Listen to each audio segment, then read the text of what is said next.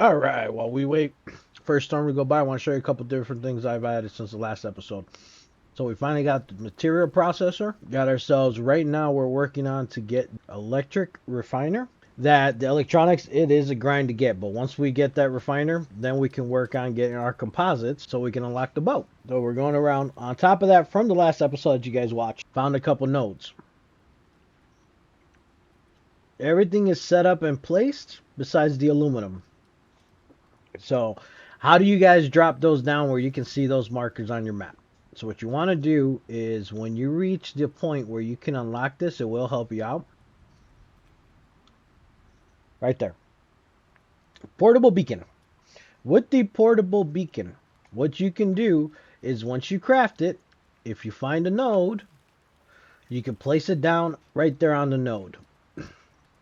Now it's there on your map at all times. You can adjust the spaces, so if you take a look, kind of shows up on my little mini map on top on my compass. All right. On top of that, another good thing to have with you is the node tracker. So if you guys take a look, with this node tracker, it tells us where the nodes are. This is another handy tool to have. What this tool lets you know is when it starts beeping fast. So if you take a look, so if I go in that direction, I should run into a cave. If you go away from it, see how the beeps are slower. Definitely nice to have. So we're going to go ahead and, since we're working on that, I don't need to carry this with me. So next thing we're going to do is we're going to go ahead and run. I did start making the foundation for the greenhouse. Once we have this done, I will show you that. I've been working this off camera. Let's go ahead and make that run out there. So what I like to do, you know what I should have brought? Gas. So what I like to do is I build these little huts. Okay? Here's the here's the portable beacon. What this does is now I know that this spot's right here. Could go to it. What I like to do, see, we've collected some. How are we doing on fuel? It's about a little bit under 3/4. We're good. Normally what I do is when I make these runs, I come up and I swap out the gas canisters just to make sure. Each gas canister gives you about 4 hours of runtime if I remember correctly. So let's go ahead and work our way to the next one. As we're working our way to the next one, so let me ask you guys a question. How are you guys enjoying Icarus? What features do you like the most about the game? What features do you care less about the game? How much have you explored in the game, or you just been focused on trying to get yourself set up before you try to tackle all the other things? And here is my other node. They're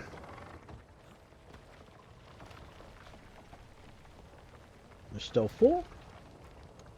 Take some of that copper ore. Reason why I was stressing about getting copper ore is we've been burning that through a lot making copper wire. So I'm going to take a pause real quick from making our run. So I want you guys to take a look. See how the tracker works? It's showing you the node where we were just at. So it shows where the node with the most power source is. Kind of want to show you guys. 68%. I'm going to lead to believe that this is the one by the base. Actually, no. This is the other one I found that I haven't put nothing on yet. Keep on walking in this direction. It says 100%. That means we should be right there. There's another copper ore. Here's another one of our little huts. I definitely should start carrying a splint with me because I had that happen on my buddy's world the other day. I don't know if you guys were watched the last episode, but I was helping my buddy on his world, and my wife went ahead and ran my character off a tall cliff and broke my character's legs. Alright, let's go ahead and get this. This is our gold. Oh, didn't mean to do that. So we still have some in there. So now if you take a look, okay, that's when I kind of want to show you the usefulness of this. The aluminum one, at least in my map, the aluminum one take a look, I got to go up there. Am I able to scale this? Yep. Take a look. Here's the aluminum one. See how this tool is, I consider it one of the must needs in the game, at least in my opinion. Same process. You can shut this off. I like to have it on so I'm notified.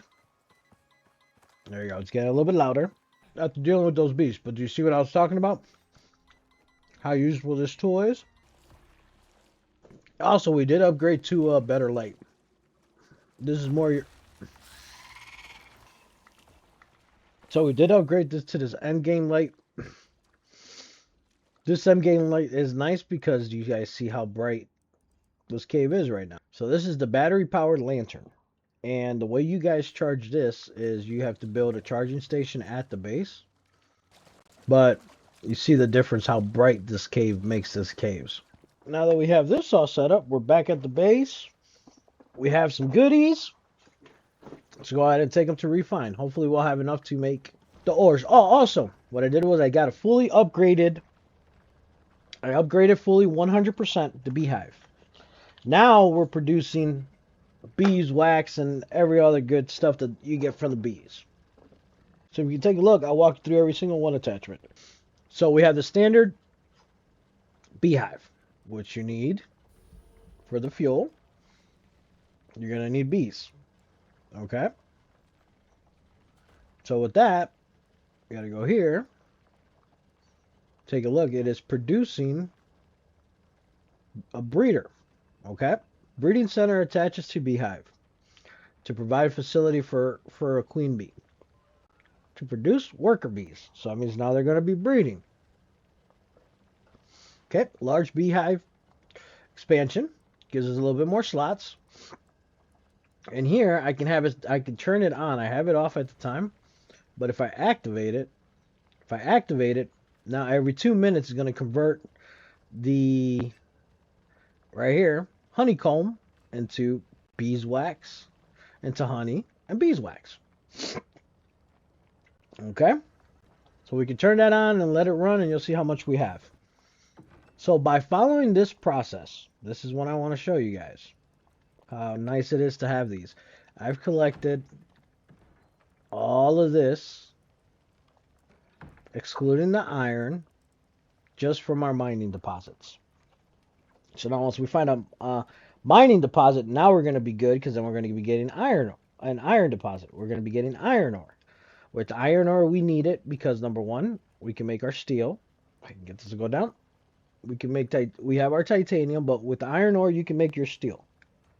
To make that, you'll make it with the steel fire. We'll make it here. There's multiple different ways you can do it. I like to use the iron ingots personally. Okay, you can do it with coal if you find coal versus that.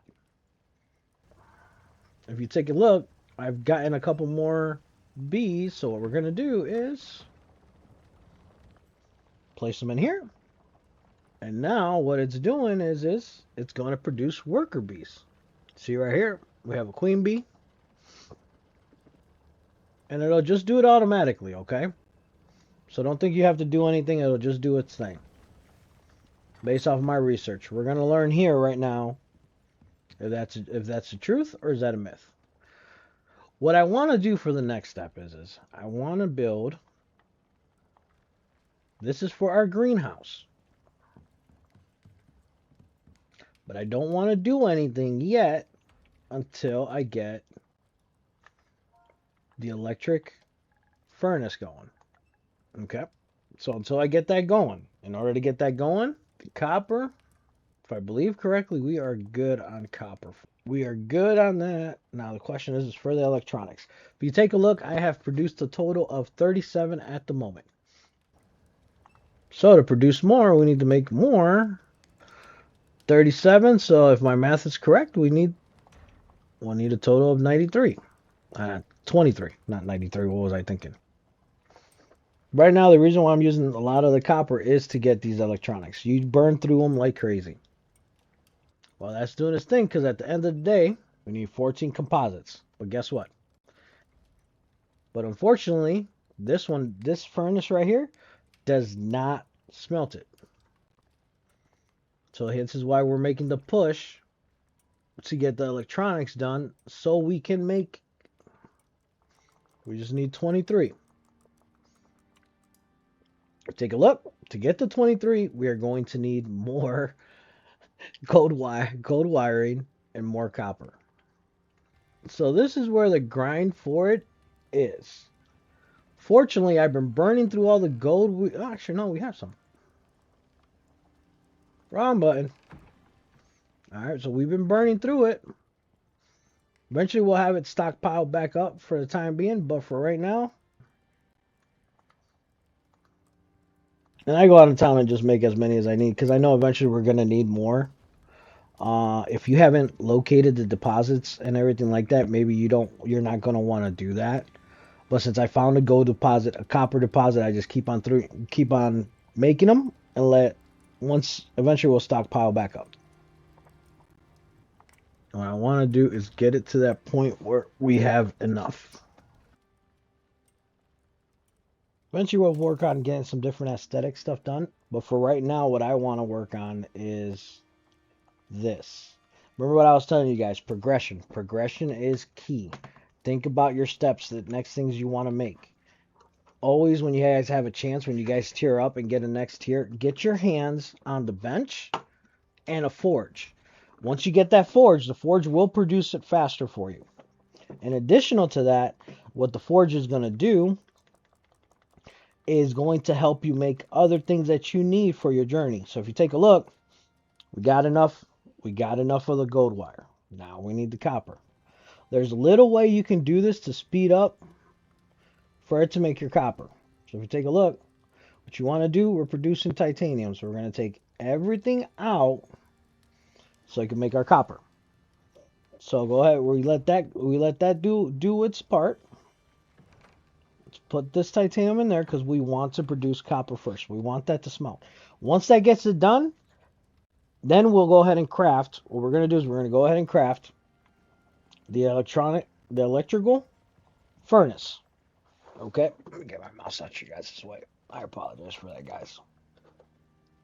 We're going to get the electronic furnace.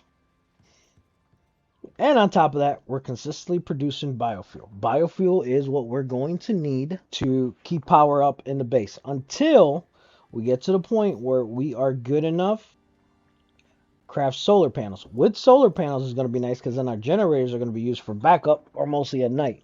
Another thing you guys want to focus on getting to is get these batteries. Get these advanced batteries. They will hold 6 million power. Now, your stuff is running overnight if it needs to use off of that, and then you don't have to use as much of your generators. And in result, you can focus on using the biofuel to run your drills. Then another thing we'll do is once we get to a point that the base has solar power, now in every single one of the stations that I put or drill at, what we're going to do is we're going to put that solar panels. So remember when I was telling you guys earlier, so this is the charge station for the lantern. Put that there, and it's going to charge that up